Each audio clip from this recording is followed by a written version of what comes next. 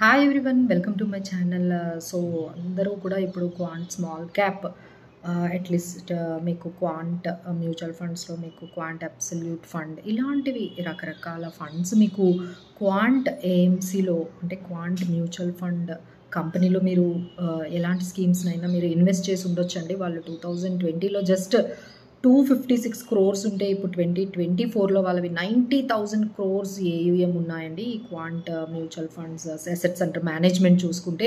So especially డైరెక్ట్గా పెట్టే వాళ్ళైతే ఇంకా ఎక్కువ క్లయింట్స్ ఉన్నారు ఈ క్వాంట్ మ్యూచువల్ ఫండ్స్లో. సో ఇప్పుడు సడన్గా ఈ క్వాంట్ మ్యూచువల్ ఫండ్స్లో ఒక ఇష్యూ రావడము, సో ఇన్వెస్టర్స్ ఎగ్జిట్ అయిపోవడము హడావిడిగా ఆల్మోస్ట్ 1,400 crores జస్ట్ 1 వీక్లోనే ఎగ్జిట్ అయిపోయారండి. ఇంకా మాకు కూడా చాలామంది మా క్లయింట్స్ కాల్ చేసి, మేడం మీ క్వాంట్ స్మాల్ క్యాప్లో మావి కూడా మీరు కొన్ని సజెస్ట్ చేశారు కదా, ఏం చేయమంటారు అంటున్నారు. సో ఫస్ట్ ఈ ప్రాబ్లం అంతా మనం అండర్స్టాండ్ చేసుకుందామండి. సో క్విక్గా సో దీన్ని మనం ఫ్రంట్ రన్నింగ్ కేసు అంటామండి. అంటే ఇది ఇన్సైడర్ ట్రేడింగ్ టైప్ ఏనండి. ఇన్సైడర్ ట్రేడింగ్ అంటే మీకు ముందుగా ఒక ఇన్ఫర్మేషన్ తెలిస్తే ఆ ఇన్సైడర్ ఇన్ఫర్మేషన్ అంటే కంపెనీ ఎక్విజిషన్స్ గురించి కానీ, కంపెనీ డెవలప్మెంట్స్ గురించి కానీ, ఏదైనా మేజర్ ఈవెంట్స్ తెలిసినట్లయితే ఆ ఇన్ఫర్మేషన్ అంటే నాన్ పబ్లిక్ ఇన్ఫర్మేషన్ ఎప్పుడైతే ఈ డీలర్స్కి బ్రోకర్స్కి వెళ్తుందో ఆ ఇన్ఫర్మేషన్ ద్వారా, ఆ ఇన్సైడర్ ఇన్ఫర్మేషన్ ద్వారా వాళ్ళు ఇలా ప్రైజ్ని మ్యానిపులేట్ చేయడం జరుగుతుందండి. సో ఇదే ఫ్రంట్ రన్నింగ్ కేస్ అని కూడా చెప్పొచ్చండి. సో ఫ్రంట్ రన్నింగ్ కేస్ అంటే ఎప్పుడైతే ఫండ్ మేనేజర్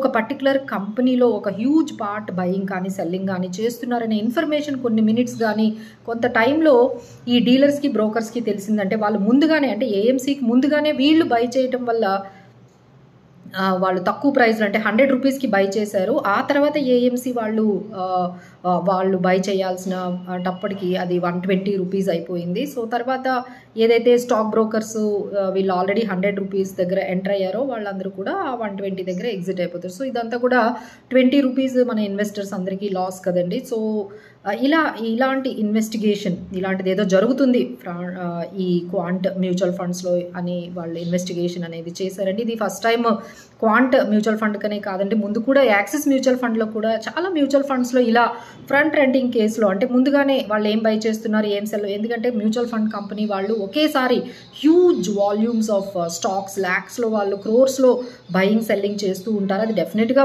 ప్రైస్ మీద అయితే కొంచెం ఇంపాక్ట్ పడుతుందండి ఏ రోజైతే ఆ ట్రాన్సాక్షన్ జరిగిందో. సో ఆ ఇన్ఫర్మేషన్ ముందుగా తెలుసుకొని దాన్ని స్టాక్ ప్రైస్ని మ్యానిపులేట్ చేయడం అనేది మనకి ఫ్రంట్ రన్నింగ్ కేసు. ఇలాంటిది జరిగిందని సెబీ వాళ్ళు దాన్ని ఇన్వెస్టిగేషన్ చేస్తున్నారండి. సో మీరు కంగారు పడిపోయి ఇప్పుడే మీరు దాంట్లో నుంచి అప్పుడే ఎగ్జిట్ అవ్వకండి. బికాజ్ ఆఫ్ దిస్ రీజన్ అంటే ఈ న్యూస్ మనం మీడియాలో చూసి మీరు దానివల్ల డెసిషన్ అయితే తీసుకోకండి, ఎందుకంటే ఇంకా వర్డిక్ట్ రాలేదు, ఇన్వెస్టిగేషన్ జరుగుతుంది. So go some slow and study చేసి అప్పుడు మనం డెసిషన్ తీసుకుంటే మంచిదండి. ఇప్పుడు కూడా మా క్లయింట్స్ అందరినీ కూడా కొంచెం వెయిట్ చేయమని చెప్తున్నాము.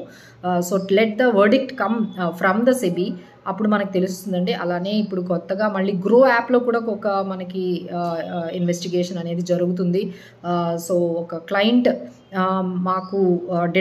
మాకు ఇన్వెస్ట్మెంట్స్ మేము చేసాము, యూనిట్స్ కూడా మాకు ఎలకేట్ అయ్యే స్టేట్మెంట్స్ వచ్చాయి, బట్ ఆఫ్టర్ 3 years తర్వాత రిడెంప్షన్కి వెళ్దాము అనుకుంటే మాకు అది యూనిట్సే లేవు అని చెప్పి మాకు తెలిసిందండి. సో ఈ గ్రో యాప్ ద్వారా కూడా వాళ్ళ మీద వాళ్ళు నెట్లో ట్వీట్ చేశారండి ఈ విషయం అంతా కూడా. సో గ్రో యాప్ వాళ్ళు ఇచ్చే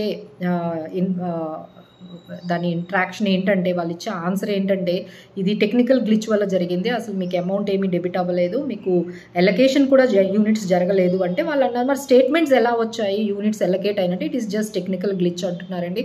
సో ఇలాంటివి అయితే చాలా మార్కెట్లో జరుగుతున్నాయి. ఎప్పుడైతే ఇంత lakhs of crores of rupees stock మార్కెట్లోకి రీటైల్ ఇన్వెస్టర్స్ ద్వారా మార్కెట్లోకి వస్తుందో, సో ఇలాంటివన్నీ చాలా ఎక్కువగా జరుగుతున్నాయండి. You need to be vigilant, especially ఎవరైతే ఓన్గా చేసుకుంటున్నారో ఇలాంటి విషయాలు వచ్చేటప్పుడు ఎలా రియాక్ట్ అవ్వాలో అనేది చాలా కష్టమేనండి. ఏది నమ్మాలి ఏది నమ్మొద్దు అనేది వాళ్ళకు కూడా చాలా డౌట్ వస్తుంది. సో బట్ ఎనీహౌ మీకు ఎప్పుడైనా మీరు ఏదైనా ప్లాట్ఫామ్ ద్వారా బై చేసేటప్పుడు ఒకసారి మీ బ్యాంక్ స్టేట్మెంట్స్ చెక్ చేసుకోవడము, తర్వాత అవి ఫిజికల్ కాపీస్ కావాలి అంటే డౌన్లోడ్ చేసుకోవడము, ఆ స్టేట్మెంట్స్ అన్నీ వెరిఫై చేసుకోవడం, మీకు యూనిట్స్ ఎప్పుడు వచ్చాయి, ఏ రోజు వచ్చాయి, ఎంత పర్చేస్ చేశారు, ఇలా బయింగ్ జరిగేటప్పుడు అంతా మీరు దాన్ని ఒక ఫోల్డర్ క్రియేట్ చేసుకొని మీరు ఆ మెయిల్స్ అన్నిటినీ కూడా ఒక దగ్గర పెట్టుకుంటే బాగుంటుందండి. ఫర్ మోర్ అప్డేట్స్ మీరు మీకు ఫైనాన్షియల్ ప్లానర్స్ని కూడా మీరు సంప్రదించినట్లయితే మీకు ఇలాంటి టైంలో మీకు మంచి సలహా ఇస్తారండి. So thank you so much for watching.